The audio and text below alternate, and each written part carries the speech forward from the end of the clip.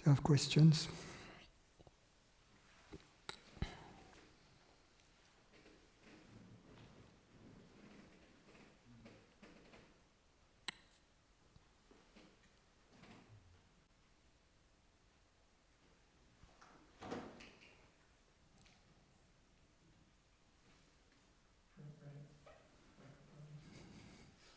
Just get onto the mic.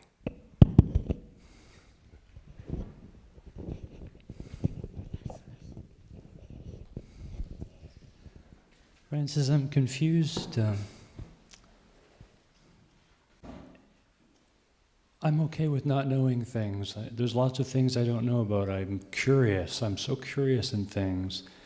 In the moment I'm supposed to know something, how to be a dad, how to be a husband, I have to show up as the know-it-all. And there's no longer curiousness. There's just fear or tightness. I'm just wondering why that seems to be why there seems to be such a sway between the openness for not knowing and then the need to suddenly know everything.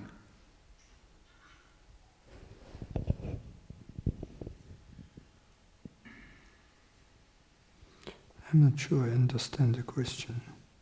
There is fear because you're afraid not to know enough?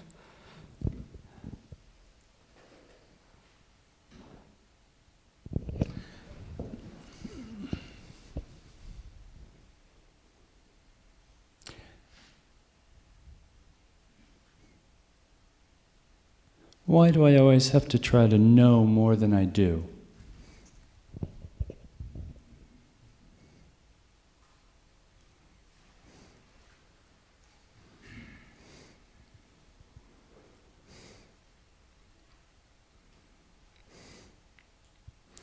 It depends for you. It's for you to say.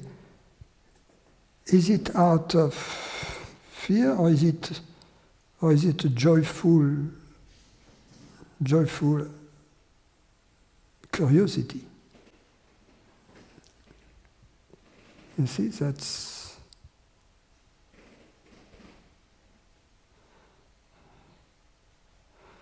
does it come from real interest, or does it come from, oh, if I don't know enough on that, then bad things are going to happen?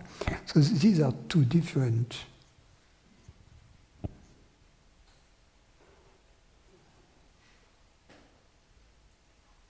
And it's for you to know.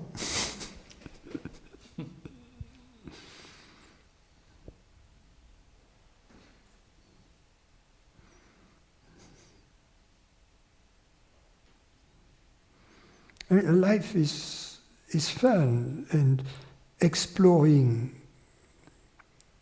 it's about, to a large extent, about exploring the world, exploring the mind, exploring art, exploring science, exploring human relationships, all that. Otherwise, what are we going to do? To just sit on the chair and die? You see what I mean?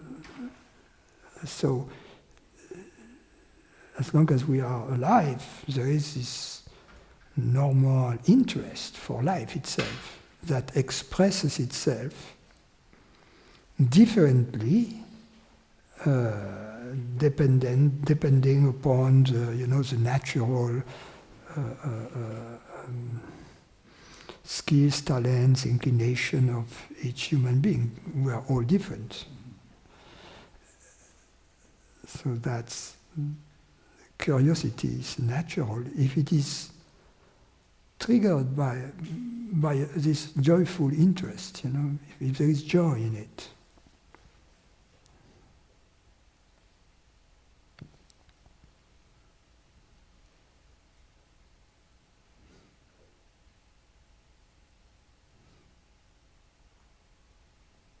It's why for instance, why do we enjoy reading a mystery novel or watching a movie? Because we have this curiosity, what's going to happen, right? It's also a form of curiosity. It's also a form of not knowing and desire to know. At the end, when the book is over, okay, this guy did it, and that's it, he goes to jail, fine, Next.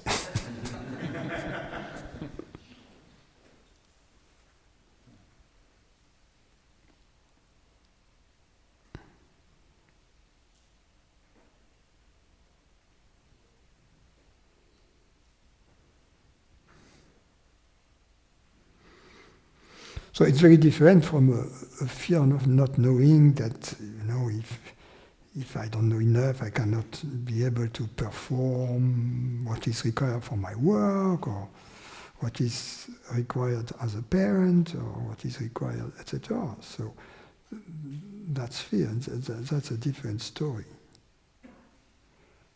And sometimes it has been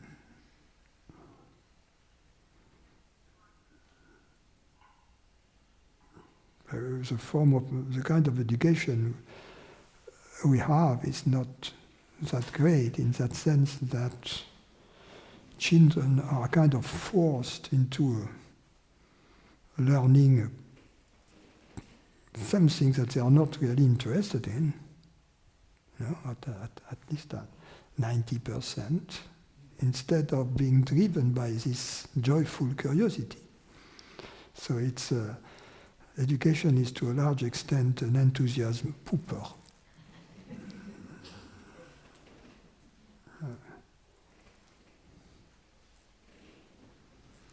And then if we don't, some of us are naturally rebellious to that, and I can understand that. Others are more accepting of that. Okay, I'm going to learn that to please my parents, to please the teachers, but I don't like it. So it's not a way to go to liking it.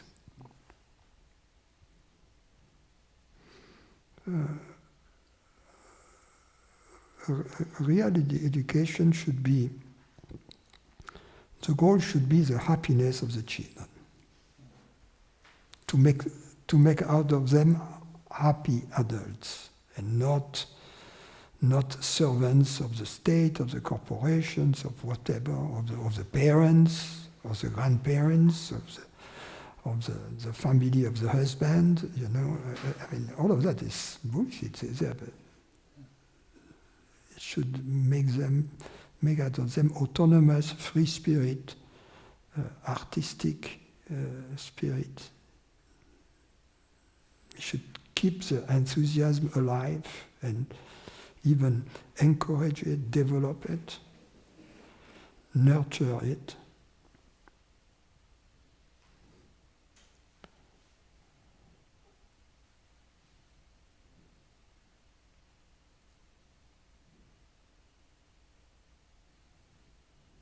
An accomplished society will be society that will be artistic in all its aspects.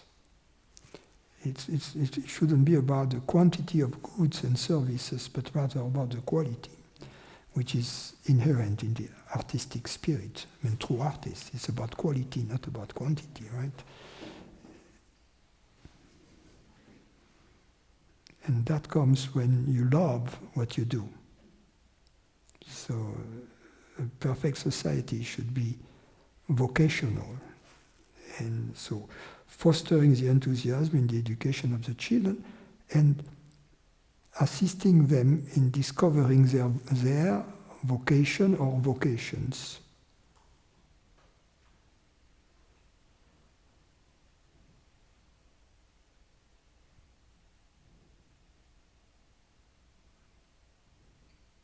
And then, going back to the question, then the question, what should I learn, doesn't, or the lack of knowledge, then you learn easily what you are interested in, and the rest, there are other people who are going to learn it for you.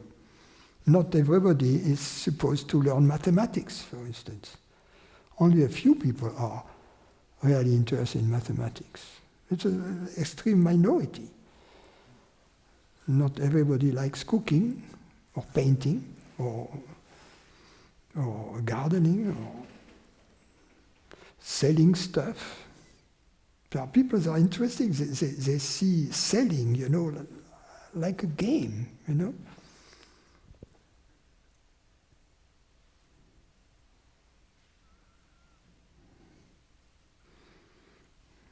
It's a story, about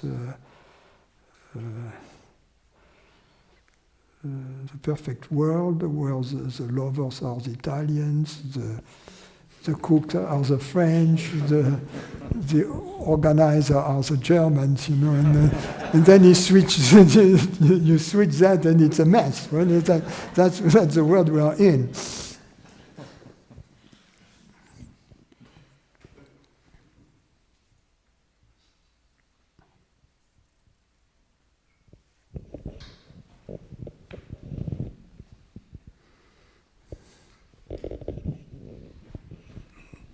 Good morning, Francis. Last night I was listening to a live feed of Muji Baba from Rishikesh, India, leading a satsang, and he was encouraging the attendees there to simply watch phenomena that arise, and mental or physical, and not get wrapped up in it, not identify with it.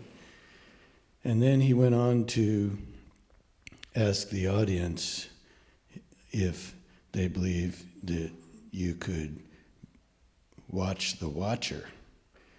And mentally, I said no. And he said yeah, and everybody else seemed to agree with him. To me, it seems like you can only have one consciousness, and that you're either watching things or not, or getting wrapped up in it, but I don't see how there can be two watchers. Someone watching the watcher and someone watching. Yes, the watcher you can watch is not the watcher. That's what I think.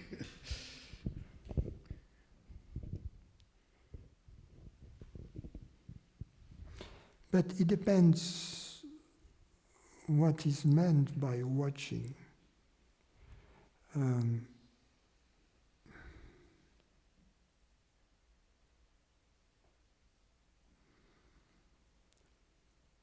If by watching we mean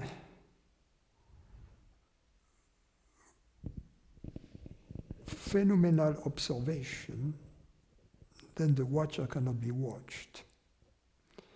If watching means to be aware of, then it's possible. It's possible for awareness to be aware of itself. It's easy to ask ourselves the question, am I aware? Or is there awareness? If the answer is yes, and if the answer comes from experience, then it means that it is possible for awareness to be aware of itself. Right? And moreover, we can discover that the experience of awareness, being aware of itself, is nothing else than inner peace and happiness. So then this is not like an intense watching of sort, an intense concentration on the watcher. Because then if we concentrate on the watcher, all you can focus on is some mind objects, some construction of the mind, which is not the real watcher. But when we understand, when it becomes clear, then that one, to see the watcher through the mind is not possible. And two, that the experience of awareness being aware of itself is happiness. Then, or inner peace. Then, instead of, in our life, of trying to find what we seek, be it happiness or be it the watcher, in objects, we give up. And when we give up, it naturally leads to this meditation in which we let every phenomena, every perception, thought, sensation flow by without being affected by it and without really interfering with it. But that's not a mental activity. It's not a mental activity, no. This detachment is not mental. It's just the opposite. It's not identifying with anything perceived. That's all that is needed. Not to identify with anything perceived. It's hard to understand from a mental standpoint, that concept. Yes. Otherwise, if we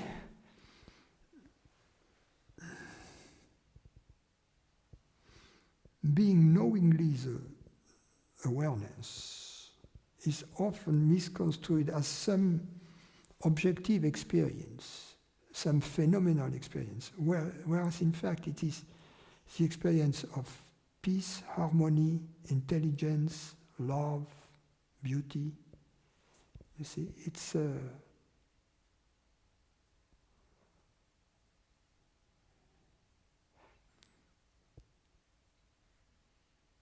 the end of the search. It's the watcher enjoying itself with and without the world, the phenomena, with and without. First without, and then without and with.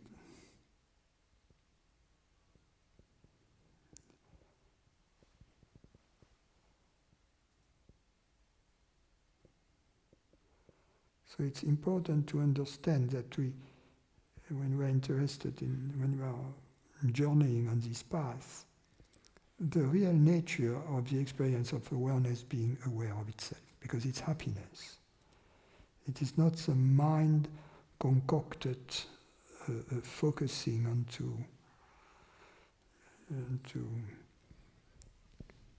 some form of emptiness. So it's not mind watching mind. No. There is no focusing. The focusing any form of focusing belong to the yogic approach, which is a way to say. That's the term that Atmananda Krishna Menon used, the yogic approach, meaning a progressive path for an individual trying to achieve something spiritually through some form of focusing. So focusing on the breath, focusing on the mantra, focusing on the inner sound, the nada, or trying to focus on consciousness itself, but through the mind, which leads to an impossibility. At some point the mind has to give up.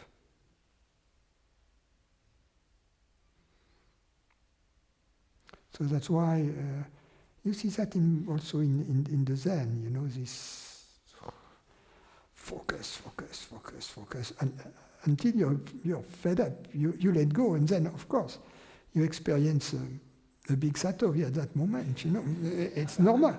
So the guy who is hitting his head with a hammer constantly, in the madhouse, he's asked, "Why are you doing that?" He goes, "Because it feels good when I stop."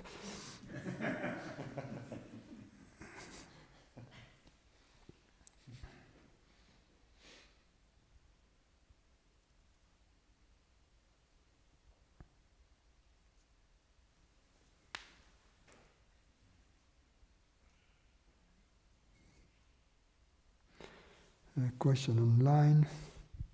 Can you talk about losing the ego or identity with the ego and being the presence only? It seems to me, no matter what I do, I cannot achieve it. I've come to the conclusion it is achieved by transference only, from master to pupil. Being in the presence of that energy or nearby. Is there any hope?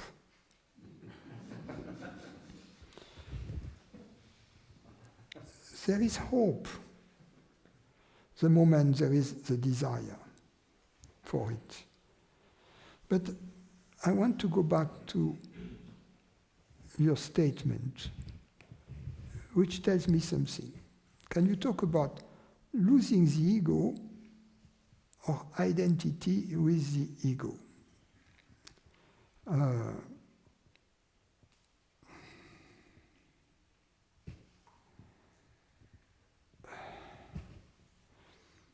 There is a lack of clarity in this statement. And first, we would have to define what the ego is. That's why I don't really use ego, or when I use ego, it would be the sum of all distinctive quality that seem to emanate from a human body-mind, both physical and psychological. For instance, some people have a low boiling point. They are very quick. Some people are slower.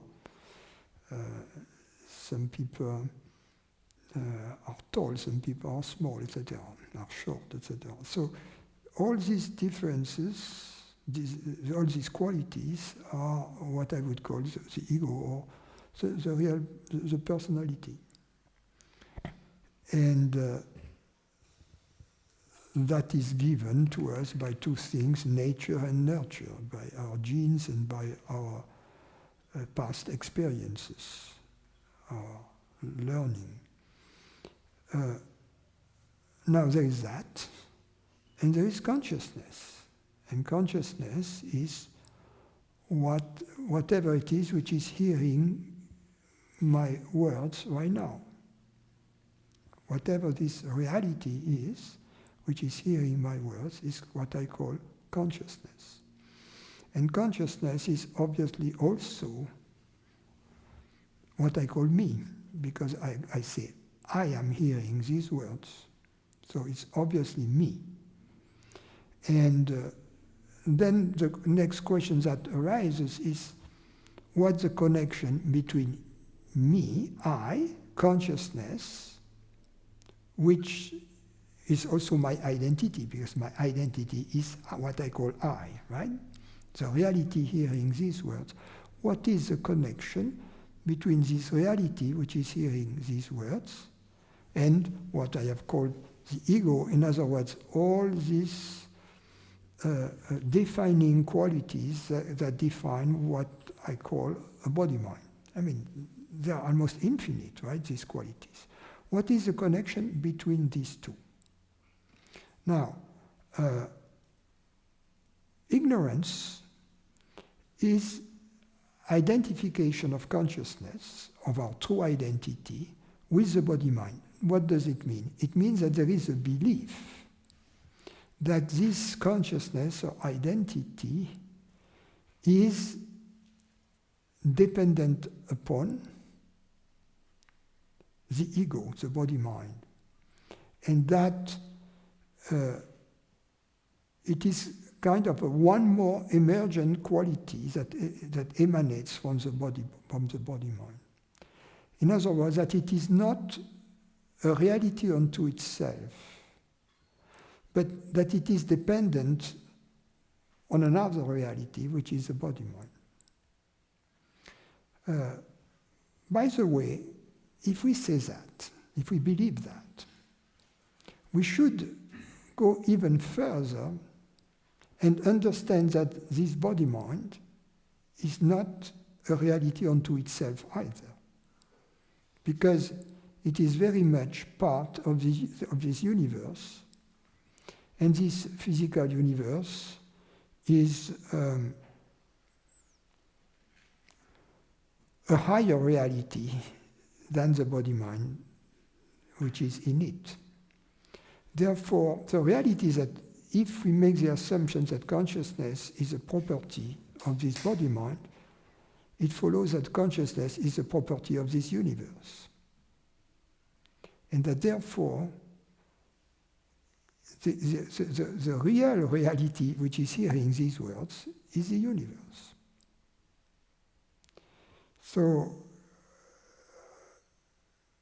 at that point, we move beyond the confines of the ego, of the body-mind, and we discover some form of freedom. The problem is that we don't do that. Is that we are kind of schizophrenic about what we are. On one hand, we are materialist, most of us, in our culture, let's say, is materialist to a large extent, and agrees that the body-mind is part of the universe, which is its real reality. Also, there is a consensus that consciousness is dependent upon the body-mind. But then when we follow the natural conclusion of these two premises, according to which the reality which is aware is the universe, then we are told, oh, not so far. You see? So that's... Going back to your question, what is it that liberates you? It is the understanding of what I've just said. This understanding, it will reach various levels of depth in you. It starts by scratching the surface, and it's like a virus which gets inoculated in you. But then, gradually, it permeates or pervades or invades the entire organism. So that's how it works. If you understand some of what I've said, then it will be alive in you and do its job. Because the truth, once it has been initiated, once you have begun to see it, there is no way it will stop. It will unveil itself completely. So it's the hope is in you. It is in your desire for it, and in trusting your understanding and also your heart.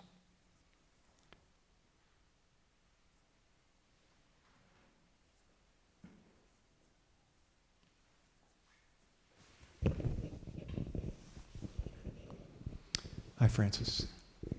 I read a provocative book recently that is chronicling research that's being done with psychedelics in the treatments of depression and people who have extreme anxiety about a forthcoming death or PTSD. And he talks about the patients taking these medications, having these very expansive experiences. I think not unlike one might have doing more contemplative work. And it sort of aroused a curiosity in me. He seems to indicate that this, there's a lot of research being done to look at the opportunities, but also the dangers of these things. And he points to that these substances might be used to explore consciousness and might foster or accelerate spiritual growth in terms of leading to people having different perspectives on things. So I guess I'm curious what your thoughts are about the use of these substances in terms of opportunities for experiencing or realizing something perhaps, and maybe some of the dangers that you might be aware of. Or maybe it's still an open question. I don't really know. Well, we haven't yet planted marijuana plants here in the compound and offer to our guests, Right. some cookies. Don't worry if there are cookies there. There is nothing in them.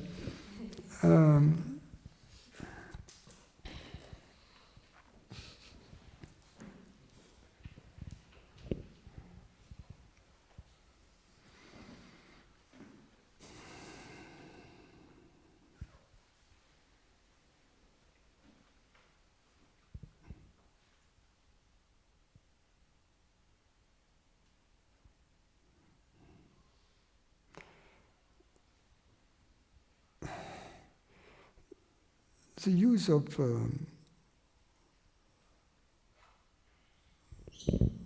this type of chemicals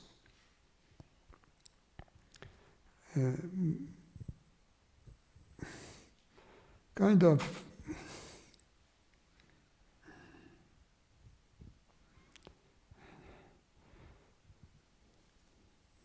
disturbs regular functioning of the brain and brings about different mind states, especially by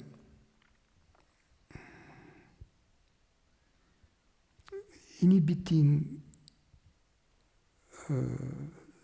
the movement into the past and into the future of the mind. It kind of throws us into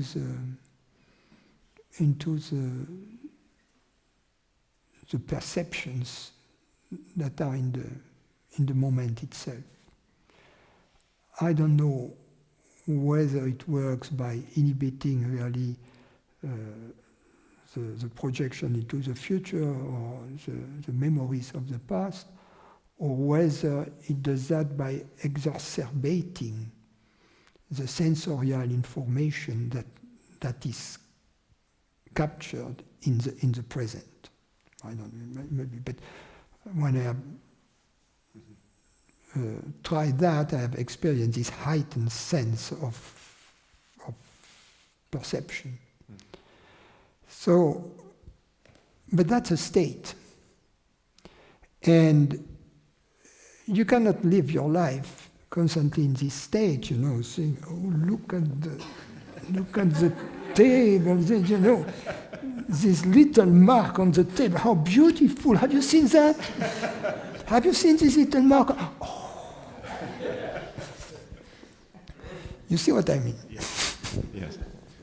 Yeah, so it's, but in some case, it may reveal something about reality.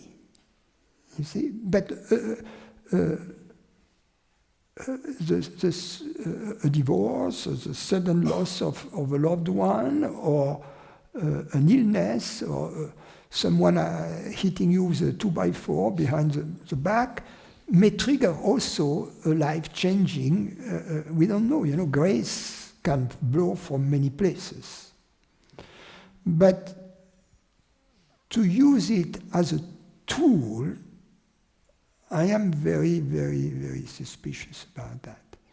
Now, if someone is very materialist, very square, then I would recommend to try that, to kind of, loosen up the squareness, and to be open to other possibilities, you see, and that, as Jesus used to say, that there are many rooms in my Father's mansion, that if we believe that the square, materialistic, scientific view that is prevalent is the only explanation of the world, and that there are no phenomena beyond that, good luck with that, So for people, it was my case, I was an atheist, scientist. And if people told me about, for instance, telepathy or things like that, I say, okay, come back to me when we conduct a double-blind experiment or something like that, on it, and we take a sample of a population, and I have a message that I want you to transmit to those guys in the other room telepathically, you see? So then that was my state of mind. And the first time I was given a serious dose. And I had an experience that blew my mind. So in that sense, it may have some interesting effects. But to use it as a regular way to get established in peace and happiness, I don't think so. Yeah, I'm more inclined to seems to be the slow, contemplative path than like this sort of thing that I have concerns that, that might be too abrupt. And from my own experience, I'm not sure that it is as safe as it is presented right now. But, champagne is not safe either. Right? If you drink a lot, you have a liver that grows big and unhealthy, right? So nothing is really safe. But I'm not sure. From my own experience, the next day, if I had abused that, my head was not right in the right place, and may have had headaches. I think, but it may be the way my biology reacted to it. But I'm not sure it's 100% safe as it is presented, like water, Thank you. It happens often that we think that things are safe, and then 20 years later we discover that after all they were not that safe. Can I just add something? Please. That back in the 80s, by Harvard, Just take the mic. Oh, I'm sorry. Yeah, because people online need. Gotcha. Back in the 80s, there was some research at Harvard Medical School with LSD, and some of my patients were in the study, and they found that it actually was burning out clusters of neurons in different parts of the brain, so the hallucinatory experiences were from actual burning out of the nerve cells. So, yeah. And then when somebody's with spiritual experiences, they're finding that it's totally different pathways in the parietal lobes where certain circuits close off and other circuits open. So it's completely different neurologic pathways with hallucinogens versus spiritual maturing. But I think also LSD and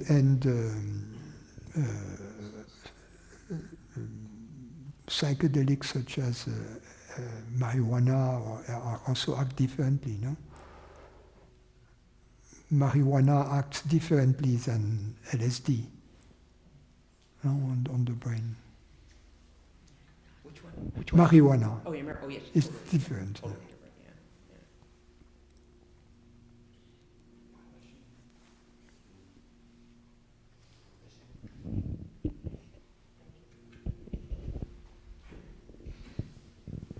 Hello, Francis. For me, it was a little bit different with physics. When you learn that when you make an experiment, actually, when you're doing an experiment in physics, you learn that actually you are changing the reality. And from that moment on, it was kind of a big opening for me. Now, in terms of... I don't understand what you mean. Oh, no, you were talking about math. Yes. How you were thinking of, if you're telling about telepathy or anything else. But for me in physics, I was studying physics, I was doing my master's and all that stuff. And then, when I realized that actually through science, you cannot quite reach reality. Yes. You can go, you can tend to, but you'll never be there. Yeah. Because everything changes. You're changing with your assumptions. You're changing it with designing the experiment changes everything. So that was my opening at that time. And but the way it felt later on, it was more like, the leaf on the water, like relaxation, like really relaxation. And then it started coming in, different things. And that relaxation with no knowing, it's more like when you need it, what you need is coming. Yes. When you don't need it, Yes. it's okay. Exactly, yes.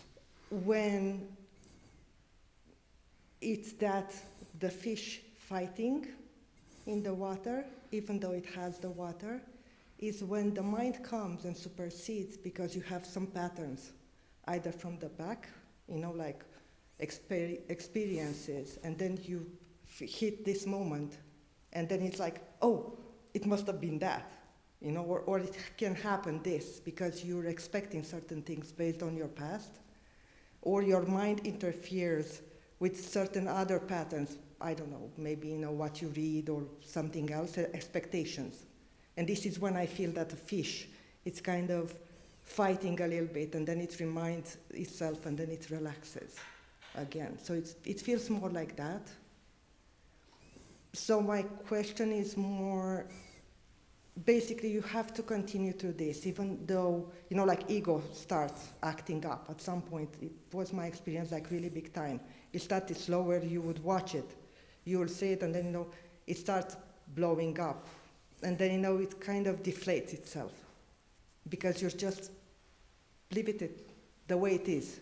So I wouldn't intervene with this. I can see myself saying different things. I would know, it's it has to act up, basically, like just let the energy go. So it was like that. Do you have any comments to this? Because it is, like a thread there, Yes, floating. but it's not a question of comment, but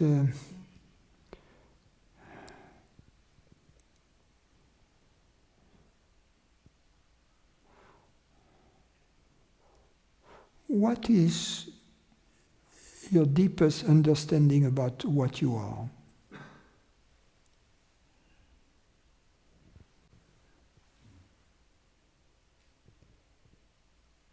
I cannot explain it.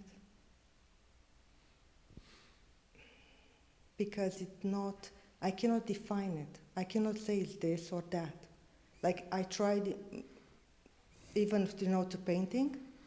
It's good. If you cannot define it, it means you are not your body or your mind, because you can define your body and your mind. Yeah. Yes. Because the agitation of the fish happens only when you believe to be the body or the mind, right? Otherwise there is no agitation of the fish. Yeah, it feels like this. So it was like really nice in the beginning. Then, it started doing this, like And then, now it started doing this, like relaxing. That's how it works. So somehow it felt like, how you have that opening, at least that's how it happened to me, like a big one, and it was nice and all that stuff. And then, it kind of, the understanding was kind of afraid somehow, that it might not be real. Yes. Because it's not something palpable. It's like water. You cannot catch it. You cannot keep it. You cannot. But you can trust it. Yes. If you trust it, it works. That's all that I heard. I would literally heard inside trust. I wouldn't know what that meant, but I knew that that's the thread. Yeah. So then that's why the relaxation came only in whatever happens, whatever is, whatever I behave, whatever it's okay. So I just. Is the water, and I'm the leaf. Something like that, but the leaf is not quite formed. It kind of loses its edges, it loses its, something like that. That's how it feels right now, that's all. So how I came here, it was more like, I really felt that I need to come to Temecula, and I didn't know why. And it was like, the only person that I know, it was you. And then, I looked online and I found the webcast. But that's how the life takes me now. So it's not like I have something like I project, I need to do this. It just comes. And information at work is the same thing. I don't plan it per se, like it doesn't. You still work? It just comes. You I'm still working from home. But life chose it like that. So it kind of directed me. So now I work from home for an organization, like a global organization, who lets people working from home. And then that kind of worked that way. And then when I have my calls, I manage teams, I have responsibilities, but it just comes. Like I need to say something on the call, I say it on the call. I don't need to say it, I don't say it. So it feels like that way. So that's why the relaxation kind of goes even deeper this way. But then, when I came and I heard you, I realized there was a sort of unhappiness there, because I think there were still expectations, and that was the light that you gave me. An expectation that it has to be in a certain way, because this is not something that you can touch.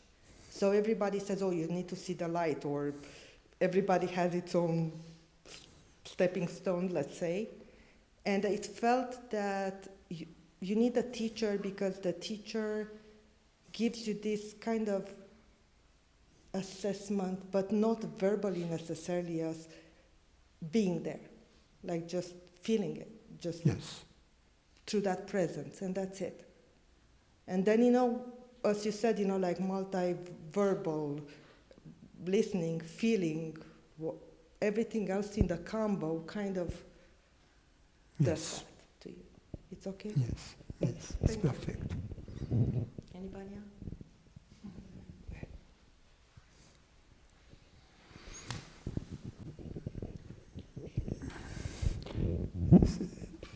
I've asked you this question before, but I'm still not able to understand. How is happiness non-phenomenal?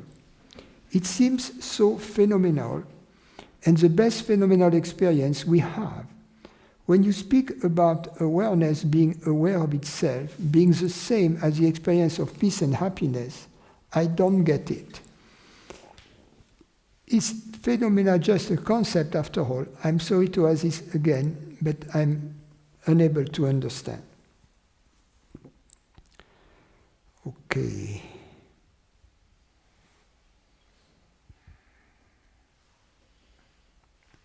What I call a phenomenal is an experience that is comprised of bodily sensations, external sense perceptions, and thoughts. That's my definition of phenomenal experience. It's a mix, or one of those, or one of any one of those three categories. So that's what I call a phenomenon. Now, if happiness was phenomenal, then we could assign to it bodily sensations or thoughts of a certain kind. The confusion arises because the experience of happiness may trigger, in many instances, triggers sensations in the body. And conversely, sensations of the body, in the body, may trigger the experience of happiness. Let me give you a few examples. You're broke, and you learn of a sudden that you have won $3 million at the lottery. Immediately, you feel it in your body, right? So you feel a release of tension, you feel an intense relief, because you see now, my banker just called me because I'm in the red, etc., and all of that goes away. My credit card, my stuff, my bankruptcy, all of that goes away.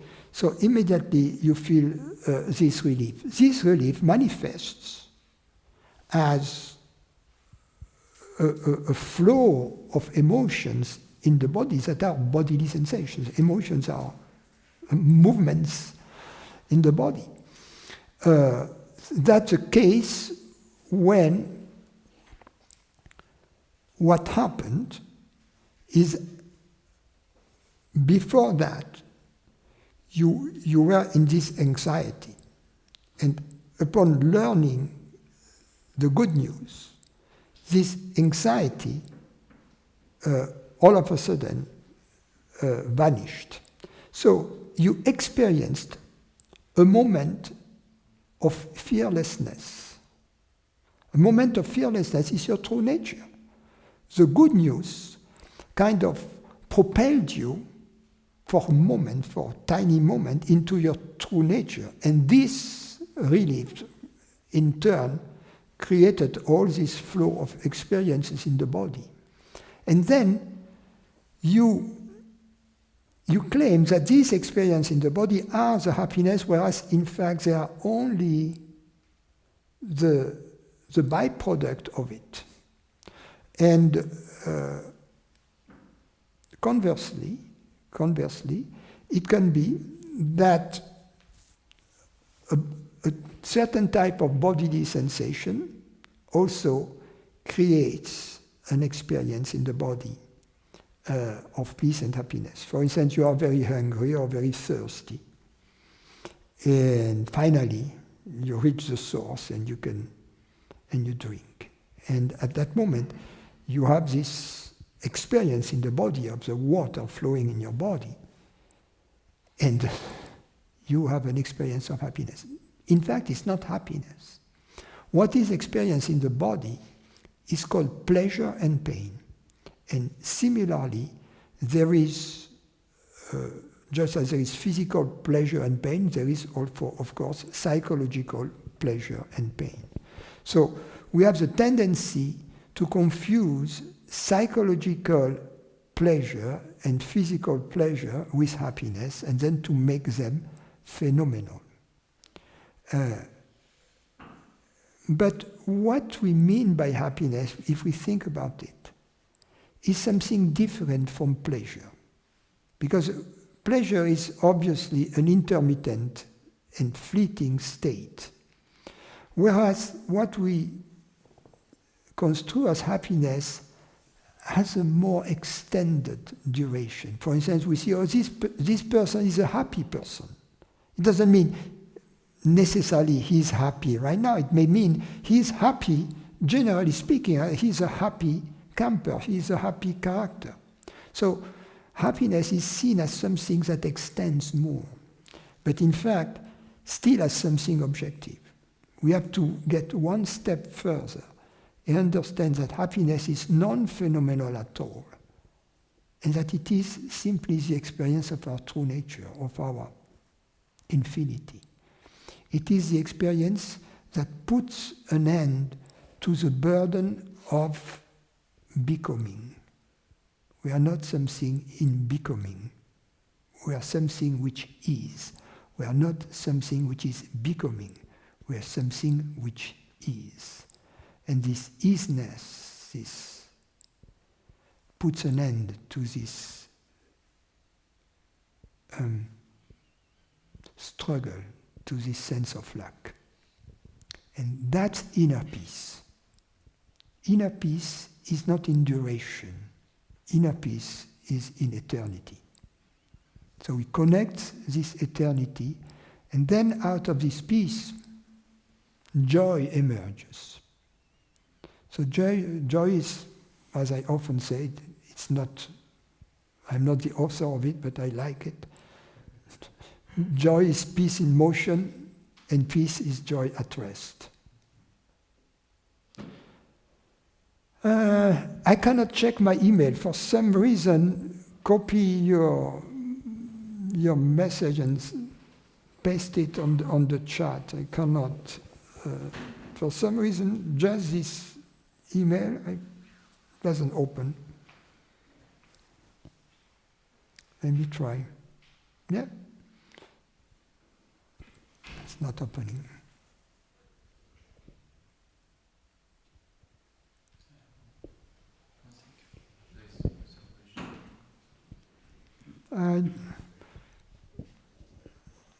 I don't see them. They should send them to all, or to organizer. I don't see other. The question, is the perceiver limited? Is one of the questions that you recommend. Before this question is asked, it's necessary that I acknowledge that I don't know if I am the body. Is this how it goes? Because sometimes I feel I am the body, sometimes I'm not sure. Is that all that's necessary? It's not necessary to acknowledge that you are not the body. It is necessary to be curious. It is necessary to acknowledge that you are consciousness. It is necessary to acknowledge that you are that which is hearing these words in this moment. It doesn't seem to be difficult to acknowledge that. Yes, I acknowledge I hear these words right now. You are the one who is hearing this word. It's not the same. Yes. So having recognized this, like if I hear the sound of a fan, for example. If you have recognized that you are the one hearing these words in this moment, then the next question is this one limited? You don't even have to go through the body and all of that stuff. Okay, so right now I hear you speaking. Do I understand what you're saying? Obviously, it seems to me that the one who hears and the one who understands is the same. You don't have two identities, one to hear and one to understand. So what is the gap from acknowledging that and then feeling peace? It's being convinced that this reality which is hearing the words and which you are is not limited. It's not dependent upon the body in particular. And this conviction only comes when the question is asked. You use the analogy of getting the palace ready for the king. This question, first you have to address all the objections in you that come up in you against it. Okay. One objection I have is when there is physical pain. I heard Ramana Maharshi, someone asked him about pain. Let's not go about Ramana Maharshi. What is the objection about physical pain? Okay. I may sense that there is physical pain and I don't seem to have the ability to just let it be there. Eventually I just kind of freak out and want it to go away. How is that an objection that shows that consciousness is limited? How does that prove that consciousness is limited? Because I acknowledge, I feel the pain just as I hear the words, but the words are limited and the pain is limited. Yes, so I acknowledge both of them, that I am that which knows the pain, or I am that which hears the word. But the pain somehow, it has an effect. I don't have the wisdom or the knowledge to just let it be there. But I didn't tell you that. I don't see how the fact that there is pain or words or pleasure impacts the limitlessness of consciousness. So I say, I am that which hears, or I am that which feels the pain. If that was really true, if I really knew that, then it shouldn't matter that there is pain, because I would know that I am not the pain. But somehow there's some confusion there that somewhere along the way, I don't want it. I don't want the pain to be there. But it's So- normal. It's normal. It's normal that you don't want the pain. Who wants the pain? If you're in S&M, in S&M, you want the pain. I don't see that to be a problem. I mean, pain is a problem. But take aspirin or something, or stop doing what you were doing that was bringing the pain about, or see your doctor. But I don't see the connection between that and consciousness being limited. It's more that I cannot allow. I cannot allow. If I okay, I acknowledge that I hear the words. So you say, okay, then that's really that's a good step. But if I really were somehow acknowledging this, I would be able to allow. Say, I cannot make the pain go away. It's a fact. You said to just let things flow by. But if I want to speak, you cannot make the word go away either. If I want to speak, I speak. You cannot tell me shut up. So what's the difference? It just feels like I just to acknowledge that I hear the words is not necessarily wisdom, because if it really was, there would just be a sense of all rightness, that things are okay. That's fine. There's pain. I can take an aspirin. Wait a minute. The sense of all rightness is that things are true. Okay? True. Not okay, true. Replace okay with true. Don't seek okayness, seek truth. So it is true that there is pain, for example. Yeah, that could be the case. So that's it. That could be pleasure. It doesn't impact, the question we were dealing with is whether consciousness is limited or not. How does the presence of pain prove to you that consciousness is limited? That's my question. It doesn't. Okay, fine. I guess what I'm trying to address is this misunderstanding me that I hear the words, but that doesn't. So where do I go from there? I have already several times suggested to you, seek the truth, not an amelioration of your condition. Seek the truth first. I don't know where to seek that. All the things that I've brought here that I was practicing. Well, for instance, the belief that consciousness is limited. Deal with that. Is it true? Is it true that consciousness is dependent upon the body? Is it true? How do I know that to be a fact? But your problem is that you jump to some end goals that you have heard about, and you have the wrong projection. Because you believe that happiness is related to sensations, and that in order to get there, we have to deal with those sensations first.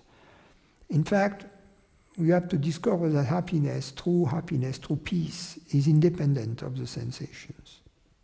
And then this discovery may somehow have an impact on your sensations. Yes. But you have to discover the truth first, and the okayness will come after. Don't seek the okayness first instead of the truth. Yes. So if sometimes I believe to be a body and sometimes I don't, it is only when I can truly say I don't know that as you use the analogy that there will be the king, right? That the king will come visit. Yes. So only if I say absolutely I don't know. If I say I don't know only sometimes, that's not good enough. No, if you say I don't know while you believe you know, that's a problem. Then it's a fake I don't know. You have to reach a real I don't know. When I don't know, I don't know. You know, I don't know. I don't pretend that I don't know, but deep inside, I still know. It's not the same. Okay. And also another thing, I tend to take this not necessarily as a practice, but every time I notice that I know, to address it every single time, just throughout the day. Would you recommend this, to address this ceaselessly?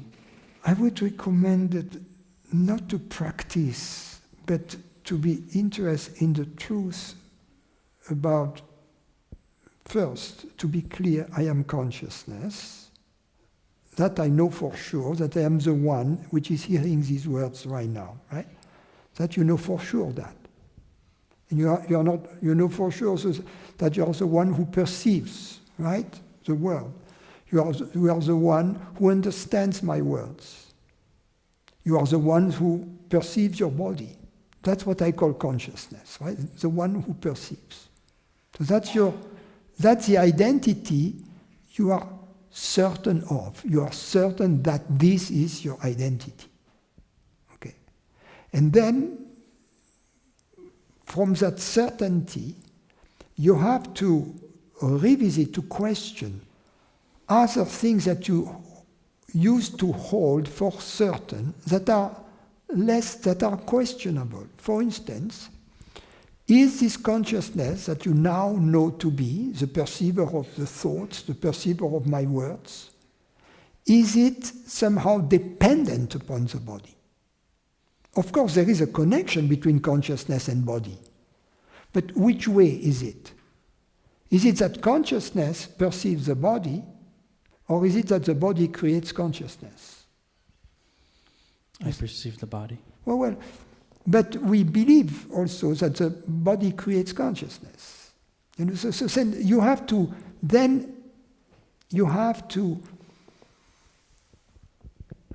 revisit this belief and to see that you cannot be certain of that.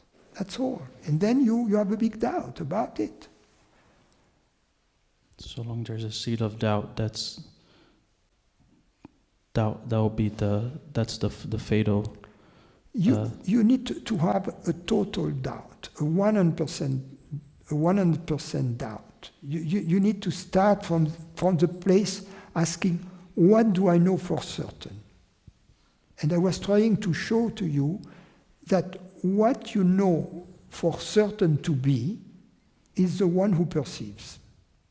Yes.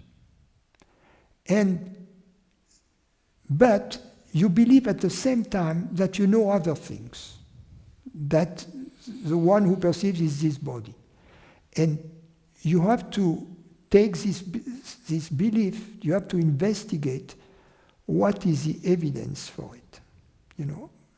Up until you say, I don't know, I have no clue, perhaps yes, perhaps no, but I really have no clue. In other words, you cannot afford to be biased towards the body, the consciousness, body-based hypothesis. You cannot be biased towards it. You have to be totally unbiased and totally, I don't know. And then you have to conduct experiments in your life. And incrementally, your view will change. And incrementally, your life will change.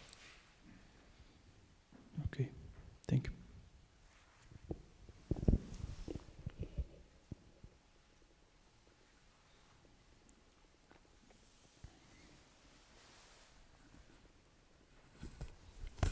Take a 2-minute break. Let you think of more questions.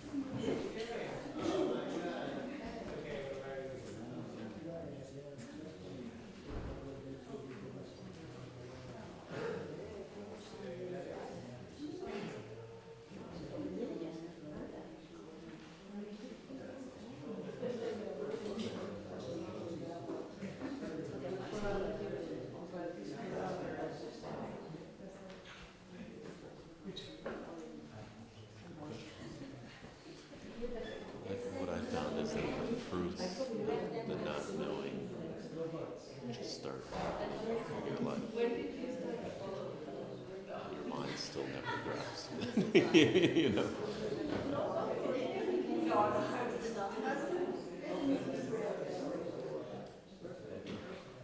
That's what happened to me when I started coming here 5 years ago. You just see if it's true.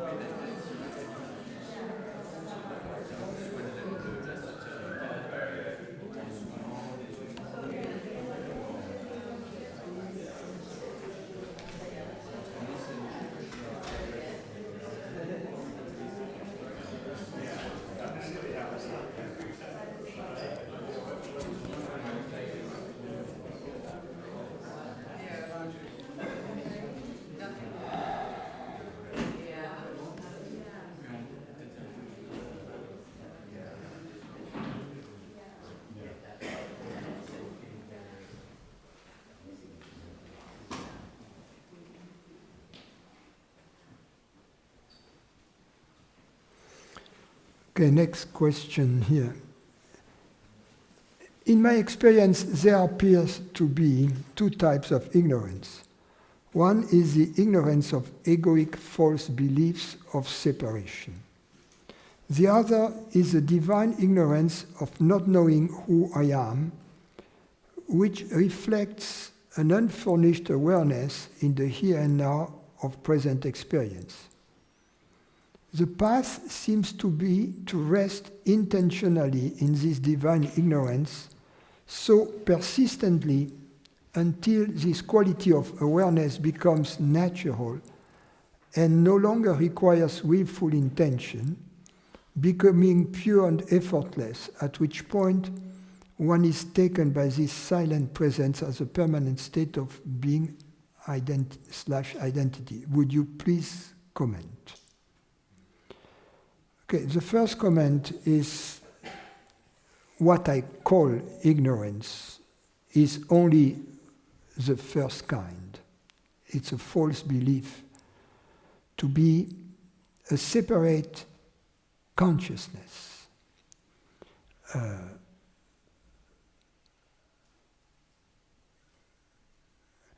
Now, the divine ignorance of not knowing what I am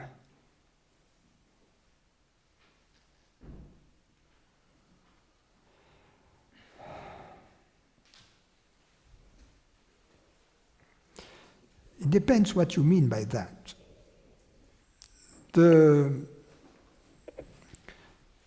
If we ask the question, what is the source of ignorance as defined, as I just defined it, as the belief to be a separate consciousness?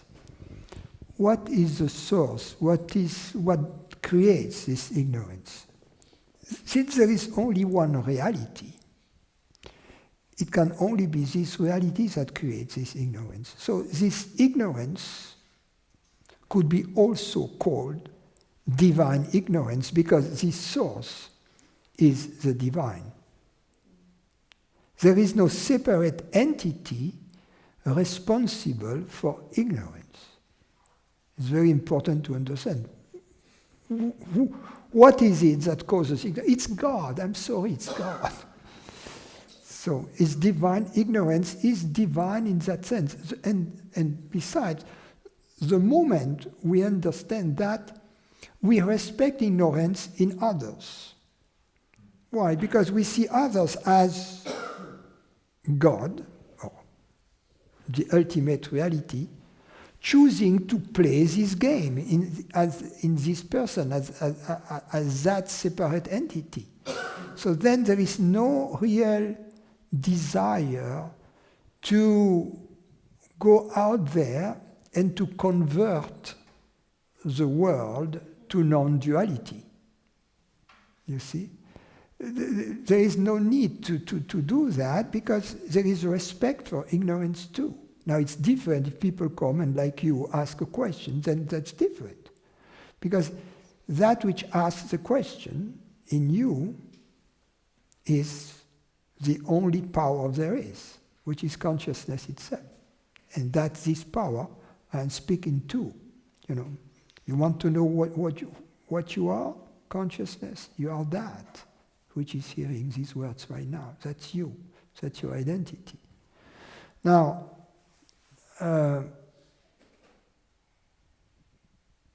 so we could call this one also, we call it the first ignorance, has a divine quality to it.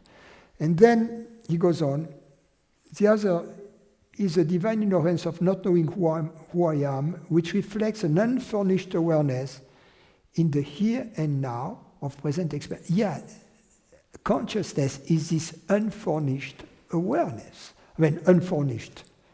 Both unfurnished and furnished. Both unfurnished and furnished.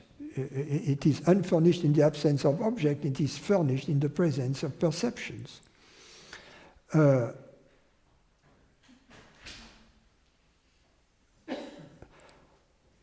path seems to be to rest intentionally in this divine ignorance so persistently until this quality of awareness becomes natural and no longer requires willful intention. Please take your seats. And no longer requires willful intention. The path, the direct path, is to understand that before you doing anything, you are already this awareness. Before you do anything, you are already this awareness. Even in ignorance, you are this awareness. That's a direct path. In other words, this apparently ordinary awareness, which is hearing these words right now, is already divine awareness. That's the first step. And then once you have taken this step, you can take it again and again and again. And of course, every time you take this step, it propels you naturally in a state of welcoming, benevolent welcoming of all appearances. But in the direct path, we start with this step. Understanding is in the beginning of the path, not at the end of the path. We start from this step, and then this step initiates what we could call being knowingly in meditation. Any other practice is some kind of manipulation, like what you say, to rest intentionally in this divine ignorance. Yes, but whose intention is that? If there is the slightest belief that there is a person, a separate person there, having the intention to rest as awareness, a person cannot rest as awareness. A person first is restlessness by nature, because there is no such a person, but ignorance is restlessness. So ignorance cannot rest in anything, especially in awareness. Only awareness rests in itself as itself. So we have to start from understanding that awareness is our true nature, and then from there do nothing. Do nothing. Do just stay there. Do nothing. If it is not broke, don't try to fix it. At that moment, you understand awareness is your true nature. At that moment, you understand it's not broke. So don't try to fix it. So that's the general idea. Because at that moment, also, it's pure and effortless. You see, because he says, until this quality of awareness becomes natural and no longer requires willful intention, becoming pure, effortless, and effort. It is pure and effortless at the very first moment. You see. That's all the difference there is between the direct path and the gradual path. Now, it doesn't mean that sometimes we wouldn't recommend to sit in welcoming, in pure welcoming, but with the understanding that pure welcoming is our true nature, which is very different from someone sitting in pure welcoming, because that's not impossible.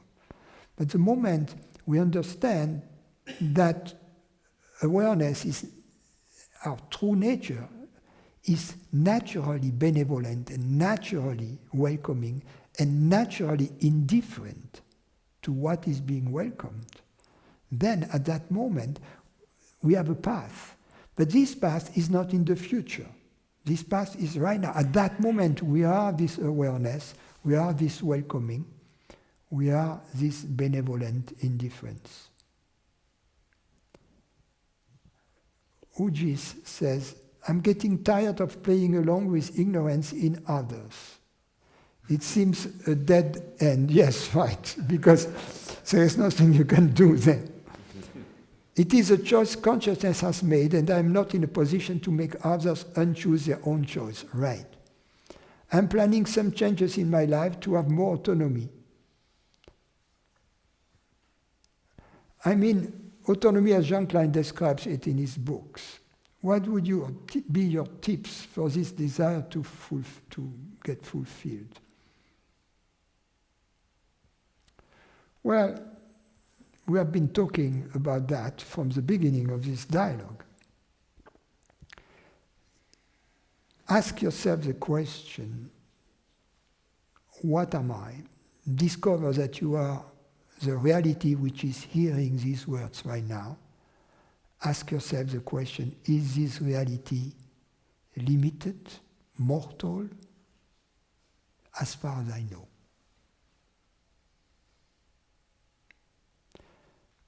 Questions. In regards to psychedelics, I've drank ayahuasca for years. So plant pure DMT. Before I heard of satsang, met Francis, reality opened up. Satsang was surprising for me at first. I thought, I am on ayahuasca without drinking it. Ayahuasca is safe when drunk with the right pure-hearted beings. Same like finding the right satsang, but I cannot confirm that it is more accelerating.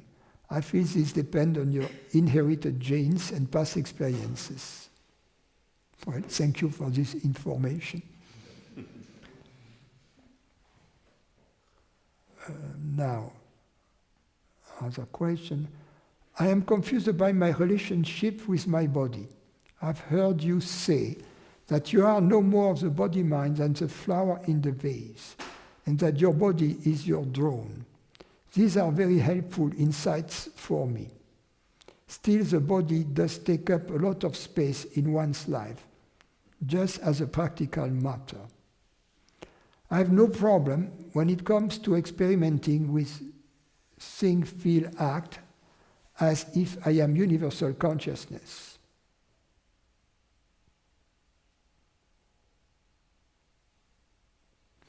But I do seem to struggle with how to think about with my body. Is it simply my job to look after this body while I inhabit here? Yes. You think of your body as you think of your car. For some people, their car takes a big place in their life. For others, less. Depends how much transportation you need. It's the same thing with your body. For some people, their body takes very little place in their lives. They live mostly in their mind. For other people, they do sports, they enjoy playing music or dancing, or their body is an instrument of celebration, so their body plays a bigger role. It doesn't matter which case you are, which case is your case, but so it's hard but I do seem to struggle with how to think about with my body. Is it simply my job to look after this body while I inhabit here? Yes. But also see it as an instrument of celebration. It's hard for that not to feel like that is a personal act. A personal act, as I define it, we have to be careful, would be an ignorant act, would be an act that comes from the belief, I am my body. So just as you can take care of your car without believing, I am my car, you can take care of your body without believing, or use your body for celebration, without thinking, I am my body. So when you take care of your body like you would take care of your car, without identifying with it, in my book, that's not personal activity. When you use your body, you take care of it as an instrument of celebration or as a useful tool, a means of transportation, then it is not a personal act. The personal act comes in, according to my definition, the moment I consciousness identify with the body, meaning I believe to be the body, to be dependent on it, to be a byproduct of it, to be a prisoner in it. Okay. So it's hard for me not to feel like that is a personal act to take care of my body. Because who cares more about the state of my body than me? Even if I am unlimited awareness, I'm not responsible for the body at this address. If not, and that too is all up to God. What is my body to me? I have told you that your body is your vehicle, your instrument of celebration. Your practical vehicle and your instrument of celebration. You are responsible for your body as you are responsible for your car. If you don't put the right of fuel in your car, if you put diesel instead of regular, you may run into problems. You may not drive too far on the freeway.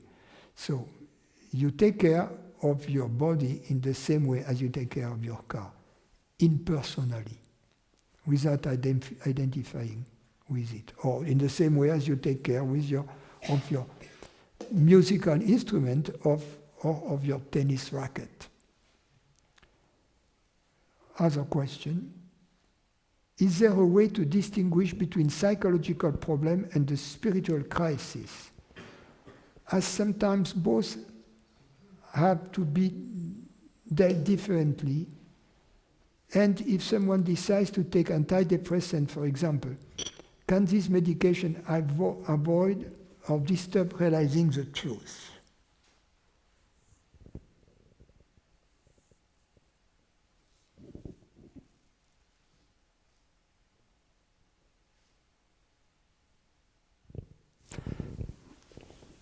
I think that you may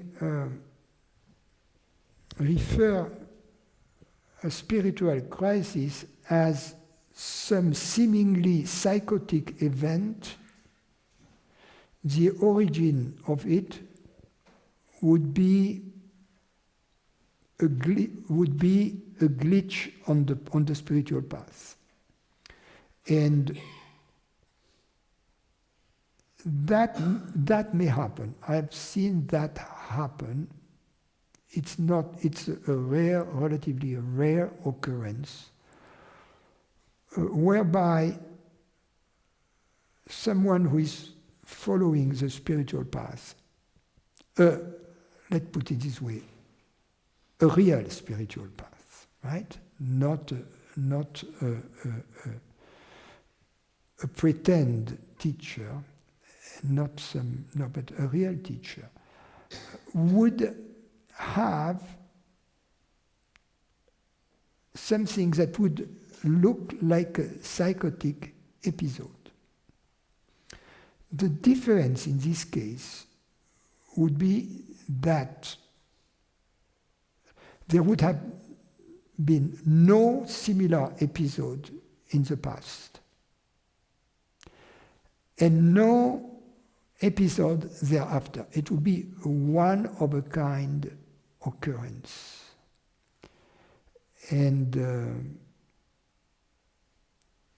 but these cases are very rare, and it corresponds to big readaptation of the psyche. But I have no explanation for that. But in this case, it would be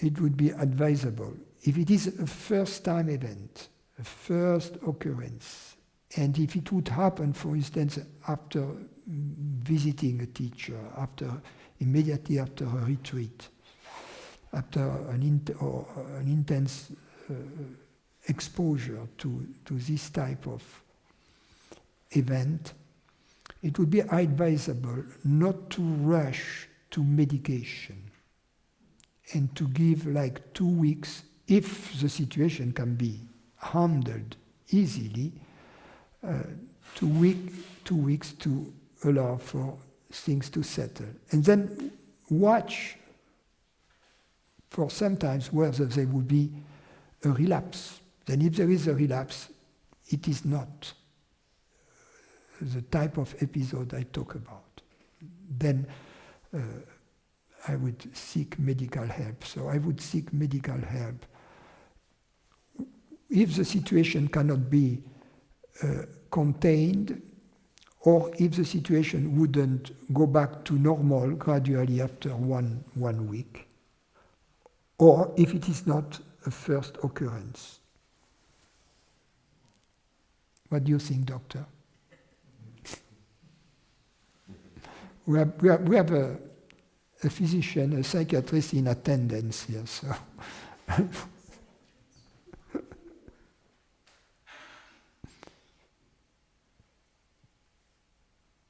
But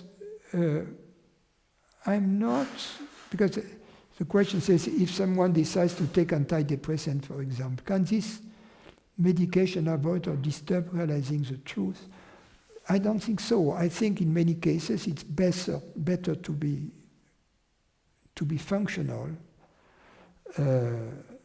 What you have to do is to find the proper type of medical help. I recommend to seek medical help if there are psychotic episodes, and to try to adjust the dose and to adjust the product.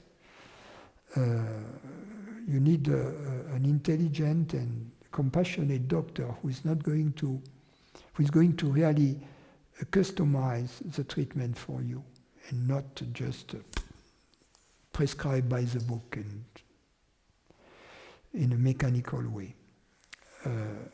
So you need to find that. But it's better, to be able to function in life while being medicated than to be completely dysfunctional. Including to be functional for the purpose of the investigation and of the spiritual path. I have many friends who take some form of medication, and they are functional, and okay, that's it here.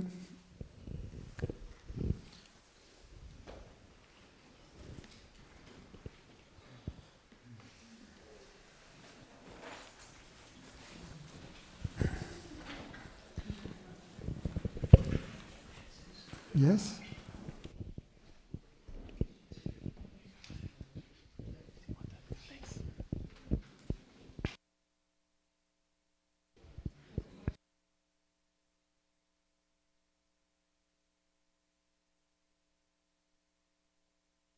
Am I interrupting you now? No.